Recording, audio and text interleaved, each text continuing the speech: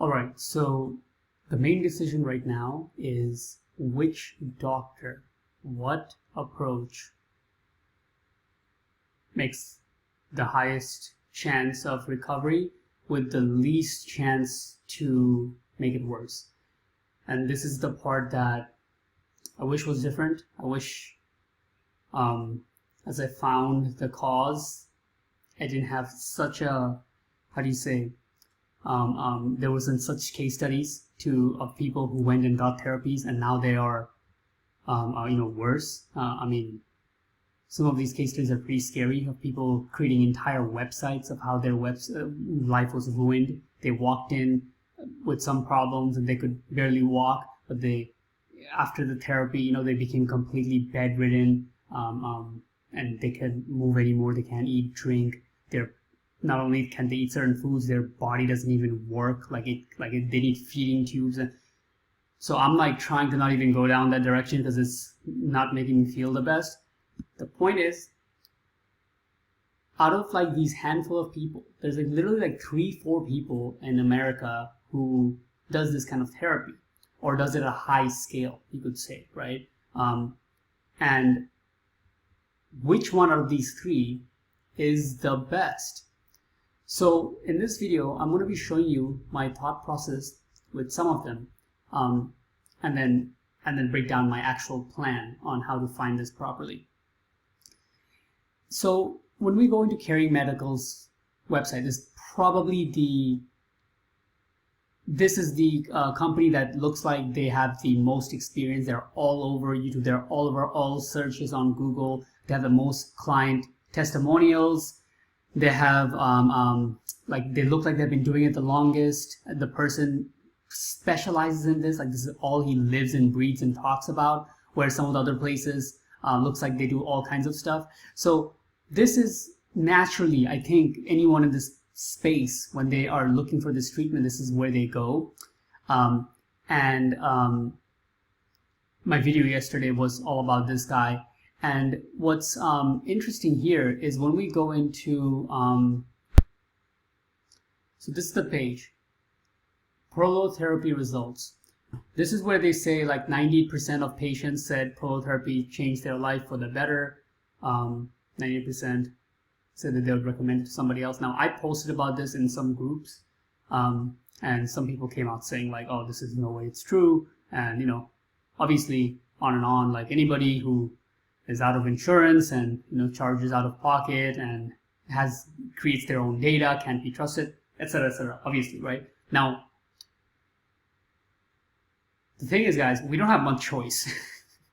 It's not like we have so much to choose from, and we're gonna have to go with one of these 3 people. So like, who's the lesser evil in a way, right? I know that sounds like bad when you are dealing with your life and apparently a therapy that could potentially make you worse than you already are, which is, I mean, pretty scary. But this is what we're gonna have to find out here is, are these true, right? Like, they have so many success stories. Their YouTube page is full of a lot of success stories and stuff like that, and we're gonna have to break down some of these and really talk to these people, right? It's gonna come down to finding people who got this treatment in the last 2, 3, 4 years and getting their take on it.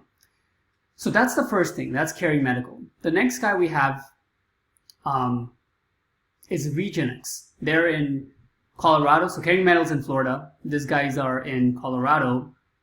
And I mean, without getting into too much, their whole idea, their unique selling point, if you will, is, hey, we have $1 million machine here. They keep saying that, and saying how like that is the most necessary thing. Like, it is completely like something like vacuum proof clean with needles and everything, that it has like no infections. If you get an infection while you're injecting in your spinal cord or your brain stem, you could like basically kill yourself or stuff like that. So that's their whole idea, right? So while Caring Medical, their whole thing is like, hey, we've been doing it the longest. You can check our studies, check how long we've been doing it for, check our YouTube channel. They have, they actually have videos for like about 11 years ago. They've been making videos.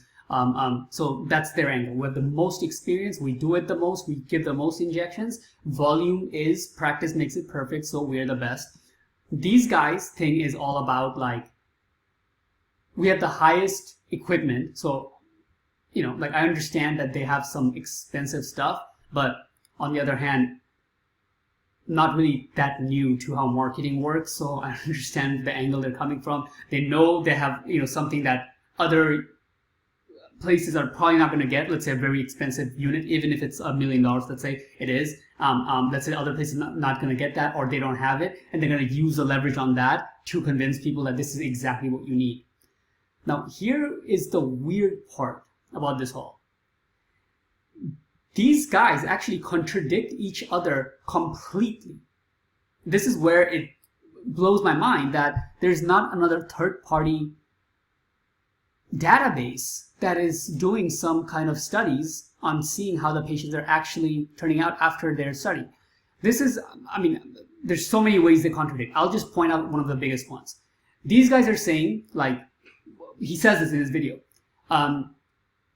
a person who does something, I think he says like 10 times a year, they're not going to be as good as a person who does it 100 times or 1,000 times. And then he goes on to say that we do 1,000+ injections per year, which is amazing. It's a crazy number. So, it got me to think about that parameter, right? Like, okay, some people might do it a couple times. They don't have much experience. They don't have the equipment. Then there's guys like this, Regennex, who's like known as to have the industry level equipment to do this kind of stuff, and they do it thousands of times. This is where the part gets funny, because when I was watching one of his videos, this guy just plainly says that he did 40 million injections. So that's where I start to not really understand. Now, given I'm coming from a base where all I have, the 2 units of information I have, is each of these. It's not like I have a third piece where I can cross-check each of them to see if they're correct or not. I'm just comparing between each of them. So one of them is not true for sure. Like, that doesn't mean that they are bad, they're going to kill you, they're a bad place. It just means that the data they're putting out to get their clients is not truth, which is kind of bad. And just in some data alongside this, when I search for cervical instability in Google Trends in the last like 10 years, there's been more and more people, looks like they've been needing this. Okay, cool. But this is where it gets interesting, is that this is the top states, right? These are the states where people search cervical instability the most. It's in like California, in Texas, and Florida. And then there's some other stuff here. Now, if I look at states with the most car accidents, it's the same ones: Texas, California, Florida. The top 3 are the exact top 3 that look for cervical instability. But the number of accidents is not that much. 3,000, 3,000, 2,000, more than 99%, I know this stat for sure, of the people that go into car accidents don't know about cervical instability. And God knows how many people are suffering from it who never find a cure or even the root cause. But that being aside, it doesn't seem like there's even enough accidents that take place for you to do 40 million injections to start with. I mean, that's a huge number. Even if everybody who got into a car accident was to get cervical instability, it wouldn't get close to that number of treatments. So that's kind of like where I'm basing some of this stuff too. So this is what I'm going by, right? I'm not trying to be one of those people who's like, okay, let me try to find the fault in this doctor, right? There's no point on me doing that. I'm just trying to understand that the information they put out, what is their, like, how truthful are they as a company? And then from there, I can start to, if I can see some parallels and see some truth, then I can start to go into it. But all things aside, the number one thing that's going to matter the most is obviously being able to get a little database of the customers that they had, which are very similar to my case, like they got rear-ended or they got some kind of injury to their neck, which is causing these symptoms, and how were they after their treatments. I'm going to be starting to put this together by like tomorrow or the day after, meaning I'm going to do interviews with people who had these treatments as much as I can find on Facebook, and I'm going to start making a spreadsheet with each of their symptoms and how it went up and stuff. And this would be the only way I can think to go about this, to make this correct. But for now, what I did is I reached out to all of them. I reached out to Regennex, reached out to Caring Medical, and the third person, which is Dr. Fraser Henderson. This guy's more of a specialist for the surgery, which I'm trying to avoid. I don't want to go there right now. I want to do the therapy first. And I'm just going back and forth in, Caring Medical, just like, answering all their stuff. I just took the test that they asked me for autoimmune. That just came back. I just uploaded a video this morning about that, which ruled out that I don't actually have some of the autoimmune that they're talking about, or I'm just in the borderline, so it's not anything that's crazy. All the markers are pointing to, 100% is my neck is basically broken, and this is the main culprit of the whole thing. And if I had to put a secondary to it, is that the bone itself that is, whatever, twisted or however it's like, hanging onto it, it's like poking some of the nerves, particularly my vagus nerve, that's causing a lot of this damage. But this is just a side note of what I'm doing. I mean, it's not like I'm doing the research and just choosing one. I'm trying to go for all of them and see who takes me first, because they are pretty booked out. Caring Medical said they're not free till August, September. Regennex said, July, August. Yeah, they said July and August, right? So we're almost at July right now, about 10 days. They said by end of July, I could be seen as the initial consultation if I'm willing to fly out. But if I want to do a phone, it's going to be end of August. So I said that I'll fly out. That way I cut a month back, right? So I'm going for all of them. But during the time that I'm going for, I'm going to start to create this information, which seems like I can't really find anywhere else. And then hopefully it can help some other people that are in the same boat. So I'll leave it at that, and you guys can stay tuned.